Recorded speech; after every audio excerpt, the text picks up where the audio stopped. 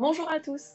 Aujourd'hui, dans cette vidéo, nous allons tenter de répondre à une question qui est cruciale et qu'on nous pose très souvent chez Azure Sport Santé. C'est en gros, quelles sont les formations que je dois suivre si je veux devenir professionnel du sport santé? Si demain je veux dispenser des séances d'activité physique adaptée, qu'est-ce que je dois faire? Où est-ce que je dois me renseigner? Qu'est-ce que je dois suivre? Quelles sont les prérogatives?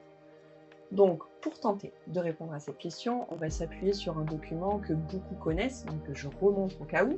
C'est le tableau qu'on appelle entre nous le tableau Bigard, en fait. C'est le tableau qui est en annexe 4 de l'instruction ministérielle de 2017 sur le sport santé, le sport sur ordonnance. C'est un tableau, bien entendu, que vous pourrez retrouver sur notre site internet si vous voulez consulter en détail. Donc en gros, ce qu'on voit dans ce tableau, c'est qu'on a 4 colonnes qui indiquent des niveaux de limitation fonctionnelle. On va être sur une sorte d'état de condition physique du patient.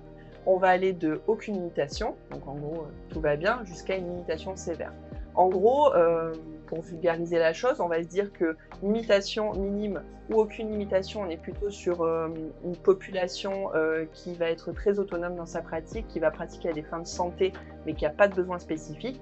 Par contre, quand on va basculer plutôt sur le côté limitation modérée à sévère, on est vraiment sur une prise en charge qui a besoin d'être individualisée, personnalisée, avec une attention toute particulière pendant un moment donné. Et en fait, en fonction de ces niveaux de limitation, vous allez avoir des préconisations qui sont dans l'instruction, qui vont dire que certains professionnels, selon leur formation, sont plus appropriés, on va dire, plus recommandés pour la prise en charge de ces publics. Donc, on va décortiquer tout ça et on va commencer par le niveau de limitation sévère. Donc, si on prend le tableau, il est plutôt préconisé que ces patients-là ont vraiment un niveau sévère, c'est-à-dire que c'est une personne qui est vraiment en perte d'autonomie, qui a besoin d'une attention plus. Ce public-là, on va plutôt préconiser une orientation vers les kinésithérapeutes, les psychomotriciens ou les ergothérapeutes. Ils vont être plus dans une logique d'accompagnement en rééducation qui va tendre au fur et à mesure vers un accompagnement d'activité physique adaptée. Ils pourront passer la main, donner le relais à justement un enseignant d'activité physique adaptée. Donc voilà, ces 3 types de professionnels, eux, ont des formations spécifiques. Si vous voulez devenir masseur kinésithérapeute, il faut faire une première année d'études en enseignement supérieur, puis ensuite vous êtes reçu ou pas dans un institut de formation, vous suivez votre formation pendant 4 ans et vous obtenez votre diplôme d'état de masseur kinésithérapeute. Pour les psychomotriciens et les ergothérapeutes, il n'y a pas cette obligation de première année en enseignement supérieur, mais par contre, vous avez également une formation pendant 3 ans dans un institut et ensuite vous avez votre diplôme d'état.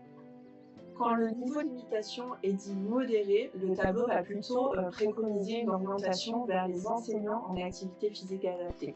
Le seul diplôme, j'insiste bien, qui permet d'obtenir ce statut, c'est la licence STAPS-APAS. Donc STAPS, c'est Sciences et techniques des activités physiques et sportives, et APAS, c'est Activités physiques adaptées et santé. C'est une formation qui dure 3 ans, comme toutes les licences, et qui vous permet d'obtenir ce statut. Et à l'issue, vous pourrez même demander la fameuse carte professionnelle pour pouvoir exercer contre rémunération, mais on en parlera un petit peu plus tard. L'enseignant APAS va plutôt être dans une logique d'accompagnement pour une remise en condition physique, pour une reprise de confiance en soi. Il va vraiment prendre en compte les besoins physiques et motivationnels de la personne. On va pas être sur une logique de rééducation comme pour les kinés et les psychomotriciens et les ergothérapeutes, mais plutôt faire en sorte d'accompagner la personne vers une pratique en autonomie par la suite. L'enseignant d'activité physique adaptée, il est là à un moment donné du parcours du soin du patient et il a plutôt vocation ensuite à s'effacer et à passer le relais à un autre professionnel. Il va vraiment prendre en compte un maximum de paramètres chez le pratiquant, il va rien laisser au hasard, il va être dans une logique de personnalisation de la prise en charge parce qu'il va faire un bilan initial, il connaîtra le petit prénom du patient, ses petites habitudes, ses états de forme, d'humeur, etc. Mais en tout cas, voilà, c'est une personne qui est quand même centrale dans le parcours de soins en activité physique adaptée et qui va faire vraiment la charnière entre le kiné et un éducateur sportif. Il faut aussi retenir que le tableau préconise surtout une prise en charge pour les publics avec limitation fonctionnelle modérée, mais que en gros, l'enseignement d'activité physique adaptée, il est autorisé à prendre en charge tout le monde, quel que soit le niveau de limitation. Mais dans un souci d'efficience, on restera plutôt ciblé sur les publics avec des limitations modérées. Et enfin, on va terminer par le niveau de limitation fonctionnelle minime, voire inexistant. Donc dans ce cas-là, les préconisations, ce sont plutôt pour une orientation vers les éducateurs sportifs ou alors des professionnels qui vont être dotés d'une certification complémentaire, d'un diplôme universitaire ou d'un diplôme fédéral. Donc au niveau des diplômes universitaires, ce sont des formations courtes qui sont proposées par les universités. Je prends pour exemple à Nice, il y a le DU d'enseignement qui est très spécifique aux seniors forcément. Et au niveau des diplômes fédéraux, ce qu'il faut retenir, c'est qu'en gros, on peut intervenir, on peut être formé par une fédération. Je prends au hasard la Fédération française d'athlétisme.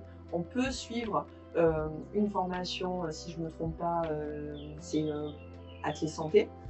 Et ensuite, on peut exercer, pratiquer, mettre en œuvre cette formation auprès de patients, mais seulement dans le cadre du club qui est rattaché à la fédération. On ne pourra pas sortir cette activité de ce club-là. C'est vraiment dans un cadre bien précis. Voilà. Pour rappel, en tout cas, au niveau des éducateurs sportifs, ils sont titulaires la plupart du temps d'un diplôme qui est délivré par le ministère des Sports, de type BPGEPS, DEGEPS, alors ça peut être des acronymes qui font un peu peur, mais bon, c'est des brevets professionnels, des diplômes d'État. Mais c'est aussi un statut qu'on peut obtenir si on a suivi 2 années en STAPS, en enseignement supérieur. Voilà, à l'époque, c'était le DUG. Donc aujourd'hui, ça n'existe plus, mais ce Bac plus 2 vous autorise à devenir éducateur sportif. Vous pouvez faire valoir votre formation en ce sens. En tout cas, ce qu'il faut retenir sur ces professionnels du sport santé, c'est qu'ils vont plutôt être dans une logique de pérennisation de la pratique. Ils vont proposer peut-être des activités plus ordinaires, plus ludiques, plus classiques. Je ne sais pas quelle est la bonne dénomination, mais en tout cas quelque chose de plus accessible, de peut-être plus fédérateur, plus collectif, avec plus de monde. Et là, on est sur une pratique qui est dite en autonomie, mais qui est quand même encadrée. Pour conclure, il est vraiment important de rappeler que tout le monde doit néanmoins rester dans son champ de compétences. Intervenir vraiment là où il est préconisé qu'on intervienne. Ça ne sert à rien du jour au lendemain de se dire moi je me sens en capacité de prendre en charge une personne avec des limitations sévères alors que vous n'avez pas été formé pour ça, même si vous êtes plein de bonne volonté. C'est une question d'éthique et de sécurité et d'efficacité. Ce qu'il faut retenir aussi, c'est que dans tout ce qu'on vous a présenté, c'est qu'il existe un vrai continuum de la prise en charge. C'est-à-dire que si on réfléchit 2 secondes, on se rend compte qu'un même patient peut, dans un premier temps, être pris en charge par un kiné parce qu'il est dans une étape de sa vie où vraiment il a un niveau de mutation fonctionnelle qui est sévère. Après la prise en charge par le kiné, il va être pris en charge par un enseignant d'activité physique qui va continuer cette prise en charge dans cette logique vers une pratique en autonomie pendant un temps donné, et puis ensuite, hop, il va passer entre les mains d'un éducateur sportif, une personne avec une certification complémentaire, qui va plutôt faire en sorte de pérenniser à long terme sa pratique. Et donc là, en fait, on aura eu toute une tranche de vie avec plein de professionnels différents, mais avec le même objectif, remettre la personne en mouvement. En fait, c'est ça qu'il faut mettre en avant, c'est cette complémentarité de tous les acteurs et vraiment sortir de ce cliché concurrentiel qu'on entend depuis des années et qui n'est pas forcément vrai. Il y a de la place pour tout le monde en fait, c'est ce qu'il faut retenir. Et surtout, il faut être très réaliste par rapport à la réalité de terrain. Aujourd'hui, en France, on a 20 millions de personnes qui sont touchées par une maladie chronique, dont 12 millions en affection longue durée. On n'est pas assez aujourd'hui pour prendre en charge toutes ces personnes et c'est pour ça qu'il faut diversifier les compétences, accorder de la place à chacun pour qu'on puisse être un maximum à prendre en charge, à répondre aux besoins de la population qui a vraiment ses besoins spécifiques à un moment, une période vraiment charnière de leur vie. Donc encore une fois, si on est vraiment dans une dynamique collaborative, qu'on arrive à articuler nos compétences à chacun, on est en capacité de prendre en charge plus de monde et faire en sorte de rendre la population en meilleure santé.